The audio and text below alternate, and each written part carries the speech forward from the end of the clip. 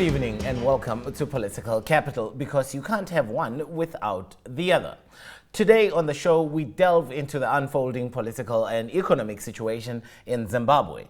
It came to a head in November last year when the country's long-standing president, Robert Mugabe, resigned after 37 years at the helm.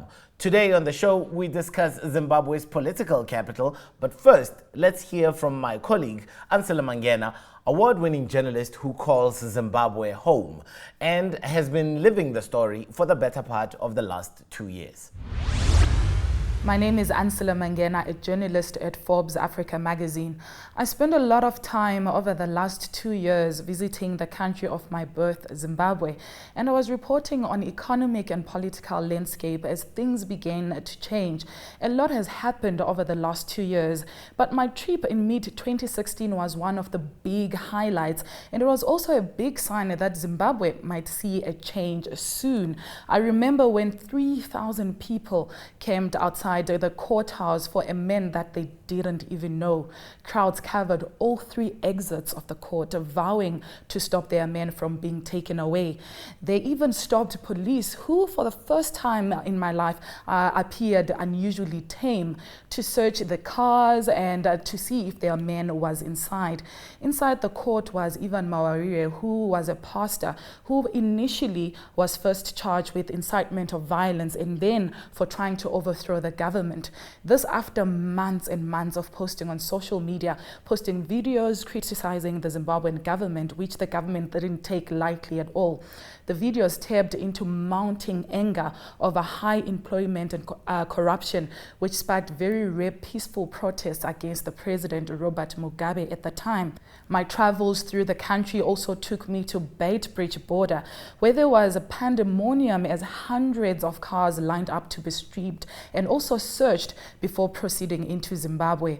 A journey to Harare that day was delayed by at least 3 hours. All this because Mugabe's government at the time had banned the importation of basic goods from South Africa.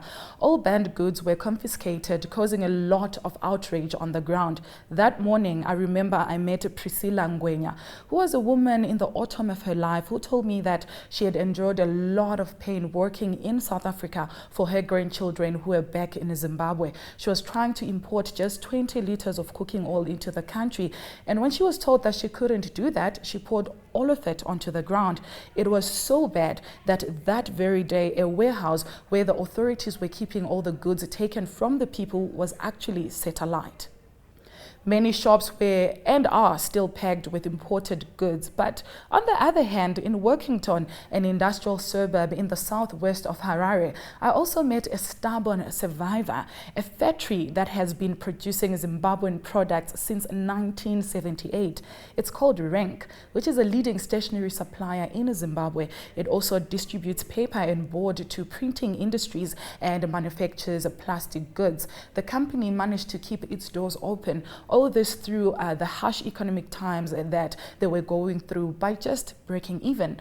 It is one of the few industrial companies that managed to survive Mugabe's 37-year rule because of the situation in the country getting worse and worse day by day.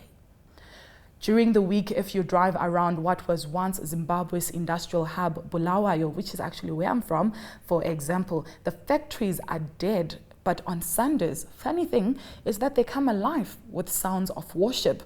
According to reports, in the last 10 years, 100 factories have shut their doors and laid off staff. These factories are being rented by churches, as it appears that religion is the only boom in town. But even in that city, amid economic carnage, is a company that is trying to pull itself up by its bootstraps. So the company must be one of the few in Zimbabwe that has never retrenched people. It employs 15 people making handmade boots for export between $299 and $999 US. Because of the worsening situation, men and women have come together to raise their voices. There's women like Petunia Chiriseri, who carried the human rights of the entire nation on her shoulders because she was the Commissioner of Human Rights. There's people like Patson Zamara and Fadzai Mahere and also Ivan Mawaria, who also stood up to try and fight Robert Mugabe. But the interesting thing that happened also over the last 2 years, where the introduction of the bond notes, that caused a lot more protests and more arrests in the streets of Harare. And there were people that even went as far as burning the bond notes, rejecting them, saying that they'll make the country even far worse than it already was. I never thought that I would see a day where Robert Mugabe steps down. And now the big question is, what happens next? And that is precisely the question. What is next for Zimbabwe? Joining me for this conversation is Joseph Busha, who is the Managing Director of BUSHA Investment Group, Joy Mabenge, who is the Regional Coordinator for Crisis in Zimbabwe, and Chad Chawanda, who is the CEO of Size Chunk. Gentlemen, for your time, I thank you. Let's begin by looking at the events of November. Since the events of November, has anything fundamentally changed in Zimbabwe? Well, from a socio-political perspective, you could say things have changed because President Mugabe is not there. The problem with Zimbabwe is that the whole world, and including Zimbabwe, their focus was on President Mugabe. Mm-hmm. Now that is gone. What's next? To answer from a social perspective, nothing has changed. Troy? Well, as Mr. Busha said, the only change that has happened is that President Mugabe, or former President Mugabe, left the political scene. And his mentee, Emerson Mnangagwa, cut from the same cloth, joined in. From people's daily lives, I think things have worsened. The situation has worsened economically. Nothing has improved so far. The situation of Zimbabwe kind of mirrors what is going on in South Africa. I mean, nothing fundamentally has changed in South Africa since Cyril Ramaphosa took over as the president of the ANC, but yet there's a feeling. Isn't there a feeling like that around Zimbabwe, about Zimbabwe, or at least a potential for change? I think I'm always optimistic, mm-hmm. and I think that as much as we are saying that nothing has changed, my question is, are we not too early to judge? How long can we see change? Is change about the decision that there's been change and then we monitor the results of the change, or do we see change when it happens? Right, Mr. Busha? I don't know. We are in a Zimbabwe selective year. The change that we saw towards the end of last year, some say it really just keeps the ruling ZANU-PF in power, as what happened was just something that played on a national stage, but it was really a ZANU-PF issue. Does the opposition have any chance at all going into this year's election, or should they be regrouping for 5 years from now? First, I'm just going to comment on my brother Chad's statement here. That is too early for us to judge, right? Okay. This is the tragedy of Africa. First, the tragedy of expectations that the political elite will solve our problems. Mm-hmm. And secondly, getting the wrong people in government and just sitting hoping that things will be better. Hope is not a strategy. There's people who are now in government, occupying the offices, has been part of government ever since. I think my colleague Mabenge said that. They've been part of the same structure for the past 37 years. What is it they can do today they could not have done over the last 37 years? So if we take it from a private sector perspective, if you are part of a board and you don't believe in certain actions and decisions, you make it known, you get it recorded, and excuse yourself.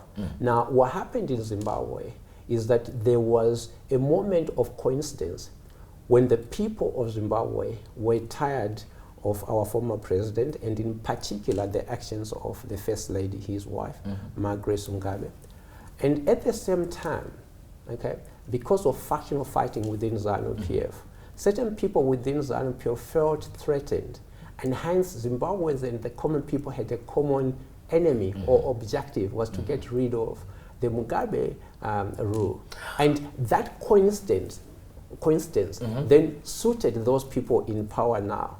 Okay? So we can't really say that there's a change. So we can't get a party issue that got turned into a national issue. This was succession battle in ZANU-PF. Then they turned it into a national issue. So you're saying this is politics of convenience. People want to say there's change because there is, but let me political expedience. Let me speak to the future of Zimbabwe. What gives you hope, at least when you look at that, especially after what Mr. BUSHA said, that the snake, the head of the snake might be different, but the body is still pretty much the same. You have the same members of parliament that were there. So what do you think will bring about this change that you want to see? I think times are different, and growing up, I couldn't say anything about the president. And I'm seeing people saying whatever they want on social media. And hey, the president is also on social media, as I understand, right? Yeah. So times have changed. Yeah. so that openness, it is up to the president and the leadership to move the way the people are mentioning. So I think still, in my own opinion, it's still too early to judge. As Zimbabweans, the biggest challenge was now former President Robert Mugabe. Now there's a different person. Let's see his leadership style. He's no longer governed by the former president. Maybe things are different.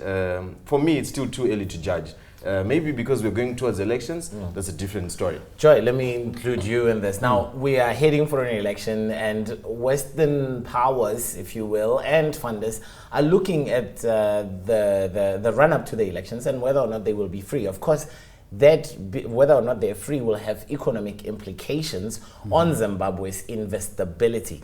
How much do you know about the road leading up to election, and the kind of, how do you reconcile a free and fair election with the kind of background that we know about Emmerson Mnangagwa?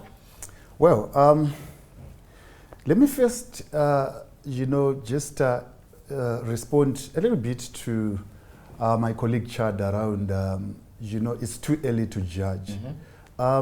It depends really on, what we call early, but look at it this way. And I'll repeat this. Emmerson Mnangagwa has been Mugabe's sidekick for 37 years. There is nothing that happened in the ZANU-PF-led government that he did not know. So he's been part of this system for a very long time. Part of the problem. Part of the problem, if we put it that way. So what Zimbabweans have been struggling for a very long time was not entirely a Mugabe must go mantra. It is about changing the entire political system. When we had the global political agreement in 2008, running up to 2013, the idea there was to change fundamentally the political system. So you don't tweak, you change in serious ways the way we do our politics. But you must concede to Chad. That's going to take time. And this is exactly what Mnangagwa faces. The challenge that Mnangagwa faces is for him to have expected the economy to tick immediately after he took power was not going to be possible. Zimbabwe needs to fix its political system first for the economy to be able to tick, for the economy to be able to respond. Now, let's face it, the Mnangagwa regime is inherited a government that is broke and a nation that is broken. Reconciling these two is a mammoth task. The divisions that you see existing in Zimbabwe still do exist. The polarization that we've seen for years still do exist. The industry that does not function still does not function. So it's a mammoth task to reconcile both political reform and economic reform to ensure that they drive Zimbabwe forward. So it's going to be about what he's going to do politically that is going to give him economic capital. Mr. BUSHA, June, does Zimbabwe have a free and fair election? And does that open up the economic path for investability into Zimbabwe? I think it's going to be very difficult. I think this really depends on the will of His Excellency President Mnangagwa to show the people of Zimbabwe in particular and then the world that certainly he means business and he means to open up space so that Zimbabwe can be totally free, okay? Both socially and politically and then obviously economically. Now, you've got the new appointed political commissar, Mr. Comrade Rugeje, who basically says, you need to remember 2008. So when you vote, vote right. Remember 2008. So what does that mean? Now, we're thinking that we've moved from the past of intimidation, instilling fear in the people, and you've got a new person who is coming, who is very senior, okay, coming to make those statements. Now, you're sending shivers into the minds of people, into the bodies of people, remembering what happened, the violence that happened in 2008. So for me, I think that's irresponsible. Already, here is a new administration that's supposed to usher a new dispensation and give us hope. But remember, I said hope is not a strategy because my brother wants to rely on hope. Okay, you've got to be able to do something to be able to move forward. Chad, speak for yourself here. But like, I must also side with Chad. When the hope can only come in drips and drabs, it won't come all as one flood. You know, it will be a series of action that Mnangagwa will have to jump through to give us that idea that he will bring about change. But he is, in a small way, bringing about the change. The biggest challenge about Africa is, I said, the tragedy of expectations, where the majority of Africans thought after independence, Africa was going to work for Africans.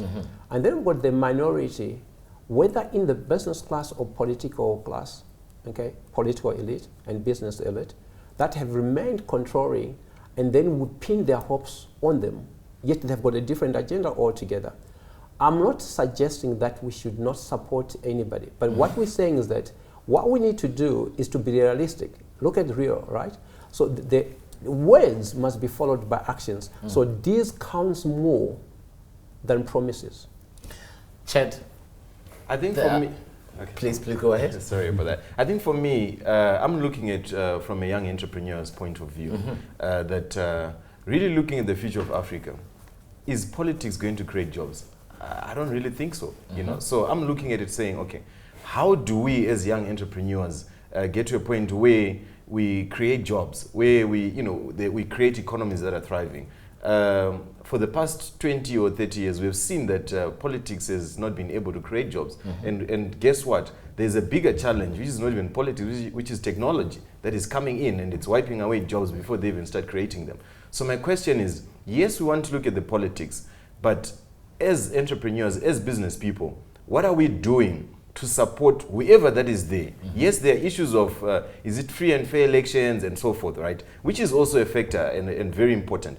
But as Zimbabweans, now that there is that slight change, our biggest challenge was Mugabe and anything else that was associated with Mugabe. But where are we going? Chad makes a good point. You gotta be progressive in politics and you must support the government of the day. 100%, yeah. Well, yeah, I mean, really, I speak from a civil society point of view. So our responsibility as civil society on one end is to assist where possible, but on the other end is to ensure that we keep the government of the day on its toes. Compliance with the constitution, upholding the rule of law, respecting human rights.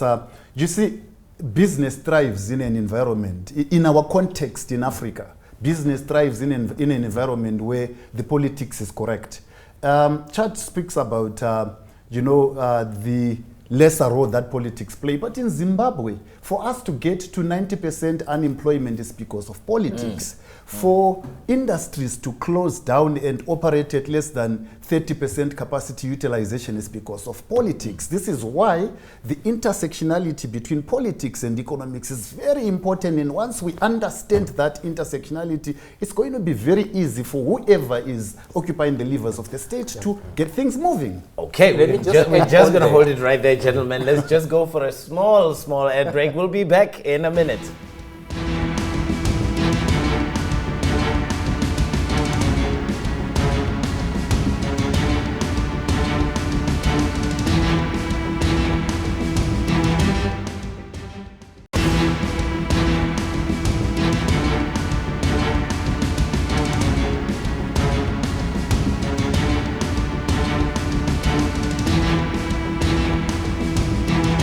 Welcome back to Political Capital. Still with my guest, Mr. J.M. BUSHA from BUSHA Investment Group, Joy Mabenge, who's a regional coordinator for crisis in Zimbabwe, as well as Chad Chawanda, who is the CEO of Size Junk. Gentlemen, I cut you short. Mr. BUSHA, please. So certainly, I think we all know that politics does not create anything, but it's governance that creates jobs. Okay, so here we're talking about the governance of the country. Okay, now if you've got the wrong leadership, which means they don't regard any governance principles to be in place, business will come through when the governance framework and principles are adhered to.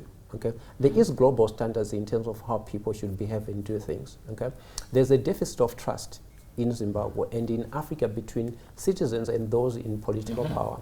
We need to understand what has been happening in South Africa as well, right? Okay, and I can give an example. The transition or transfer of power from President Mandela to Mbeki was not contested because it was clear there was a succession plan that was clear. The succession between former President Mbeki and Zuma was slightly contested. That was already showing that the succession planning and management thereof was inadequate. The last elections, in ANC elections, where we had 7 candidates for presidential elections, that shows already that there was lack of succession planning and where another leader comes through, right? Okay, that is already an issue about governance in terms of what we're seeing in South Africa today. So I think we need to be realistic, and I would want to urge our young people in Africa, okay, for them to be able to embrace the future they want to see. Whether it's a technology-driven future or what, they need to be realistic and they need to hold leaders accountable. Business, whether entrepreneurship, whatever the fact is, it does not happen in a vacuum. It comes through strong leadership that is principled and that understands that innovation and basically the global community has to work together to be able to deliver social change. And I think there's a disconnect as well if you look through the age gaps in Africa between those that know how to traverse politics from a leadership point of view and the young generation right now. You know, if you look at the senior leadership in African governments, they have not earned the faith of young people to get into politics. But let's move the story along. Joy, this year will be the first year in a long time that a Zimbabwean president will be in attendance at the World Economic Forum in Davos, Switzerland. What does Mnangagwa say? Because he needs to go sell Zimbabwe. What does he say to the international community that stands ready and waiting to send money his country's way? Well, of course, I do not have a brief for Mnangagwa, but I imagine he is going to talk about the political situation, but more importantly, the economic situation, because the World Economic Forum is about economics. But he has a tough task.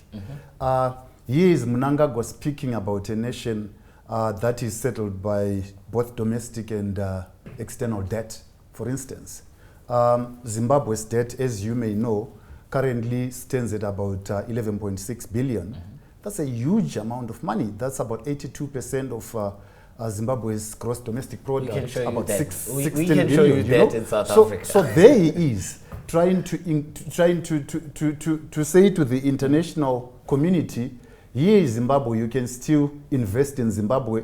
The economics is bad, we will try and make the politics good and you can invest in Zimbabwe. So he has a mammoth task, but he must convince, first and foremost, he must convince the entire business community, not only about the safety of their investments if they choose to invest, but he must also convince them that I am here as a civilian leader and not a leader of a military coup. Chet, what gives you confidence about your investments that you currently have in Zimbabwe? You do business in Zimbabwe as a young person. What gives you the continued confidence to carry on and to say to others that the future looks greener than the present? I'll say again, I've always been quite optimistic, and I've seen other people coming in and investing in Zimbabwe. So I'll give you an example. There are businesses that started in Zimbabwe when Zimbabwe was actually going down, and they've actually gone regional. So I think, yes, there are issues on the politics side, and like Mr. Busha was saying that young people need to be honest about their future. I think it's very, very important, and I like the fact that there is also technology. And someone that I met was saying to me, I've never met President Mnangagwa, but someone was saying that he had a meeting with him way back before he was even vice president, and he was saying that one thing about him is a good listener. So that could be something that is positive. We need, a leader doesn't lead on their own. Some other people who will be listening, especially come Davos with. Zimbabwe has consideration, is trying to appease both the traditional West economic power, and it's also trying to dance to the tune of China. Who does Zimbabwe speak to when it gets to Davos, and what kind of political considerations do they have to have about China? Okay, I think what they need to do, I think recently you saw that Mr. Trump said that both Russia and China must not challenge America's superpower status. Okay, that is a big statement. Now, what we want in Zimbabwe is partners who understand and respect Zimbabwe, who want to do things for the mutual benefit of whichever country we work with, whether it's China or the European Union and so on. But my biggest belief is that the biggest shareholder with the biggest interest for Zimbabwe are Zimbabweans themselves. So we need to be sold. People in Zimbabwe, our domestic policy, need to make sure that human rights, property rights are respected. Once we earn trust, we trust each other among us, he can then go and say, listen, my people are happy. Okay? There's massive Zimbabweans in their diaspora. That could change a lot of things in Zimbabwe. Okay? That needs to be tapped into as well. But certainly China has been in Zimbabwe for a very long time. Okay? But we haven't really seen the money flowing into Zimbabwe. Okay? From the Chinese. Yes, they have some few projects and so on.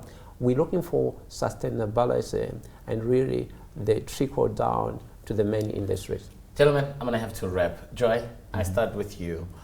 The near to medium term story of Zimbabwe, are you hopeful at all? Have you taken the first right steps? I am hopeful. As a Zimbabwean, I'm hopeful. Honestly speaking, the removal of former President Mugabe gives hope to Zimbabwe. However, for Zimbabwe to be shepherded in the right direction, it's going to take Zimbabweans themselves. It's going to take young people like Chad. It's going to take middle-aged people like some of us. And it's also going to take the old generation knowing that they must pass the baton to the younger and new generation. We are more than 70% of the population in Zimbabwe, and we must be given the opportunity to chart the way forward for Zimbabwe. I am hopeful. Let me tap into that old wise head. Mr. BUSHA, I mean, when you look at the situation, when you look at some of the small steps that have been taken, now, Zimbabwe has a great opportunity here. Pretty much like the world felt about Zimbabwe before the 2008 elections. You have a great opportunity to build something, even though it may be fractured, but you know, it's a great opportunity to build Zimbabwe again, and it will match with the theme that's happening in Davos, you know. What can Zimbabwe's leaders do right now to further cement the fact that Zimbabwe is on an irreversible progressive path? We've got the best foundation ever, I think, in Africa. Zimbabwe is sitting through there as a jewel. So I think the message we're going to send is that Zimbabwe is going to be the jewel breadbasket of Africa again, and the food market for the entire world. That's what I want President Mnangagwa to take to the world. To say, China, you've got 1 billion people. How many million tons of maize, soya beans can we produce for you? And we can export our agricultural products. Then we know there's something else, right? I'm committed. I'm a child of the African Democratic Revolution, okay? And certainly, I think I'm going to play my role. And my role is not only in Zimbabwe. Zimbabwe is just the beginning. But my role really is to make sure that Africa in the next 20 years is strong, and secondly, it takes its place at the international world. That was my guest, Mr. J.M. BUSHA, who is Managing Director of J.M. BUSHA Investment Group, as well as Joy Mabenge, who is the Regional Coordinator for Crisis in Zimbabwe, and lastly, Chad Chawanda, who is the CEO of Size Junk. Gentlemen, for your time, I thank you all. That's your latest edition of Political Capital. We'll have another one on Tuesday. Stay tuned. Till then, good evening.